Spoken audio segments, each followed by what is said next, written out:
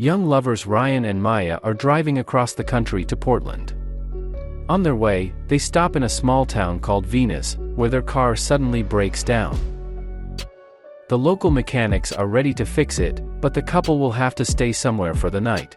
Given that there are no hotels in the town, but there is a large house on the outskirts of town that can be rented through Airbnb, the heroes are forced to stay in it. But it turns out to be the biggest mistake of their lives. At night they are visited by a trio of strange people in masks, with weapons and bad intentions.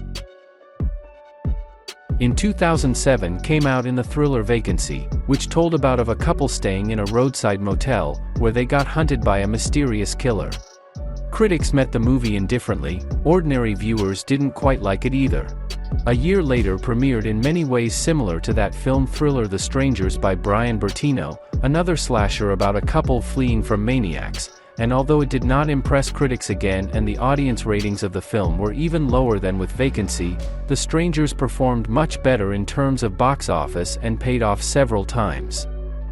It was dangerous to launch a sequel right away, but The Strangers performed well on home video and eventually gained a small cult following, so 10 years later came The Strangers, Prey at Night, which loosely followed the formula of the original, but added even more brutality to it. The movie again made a profit, but not so much to draw definite conclusions about the birth of a new franchise. But it is definitely born now. 6 years after Prey at Night premiered The Strangers, Chapter 1, the first part of a new trilogy. Formally, The Strangers, Chapter 1 is a reboot of the first movie, but in fact it looks more like its remake. The authors slightly changed the dynamics of the relationship between two main characters and upgraded the story in little details, adding, for example, a house rented through Airbnb, which has repeatedly become the starting point for the new generation of horror movies. But otherwise the plots of these movies are similar. There are once again the odd knocks on the door asking if Tamara is home, and the bloody denouement with the memorable exchange of lines, "Why are you doing this to us? Because you were home."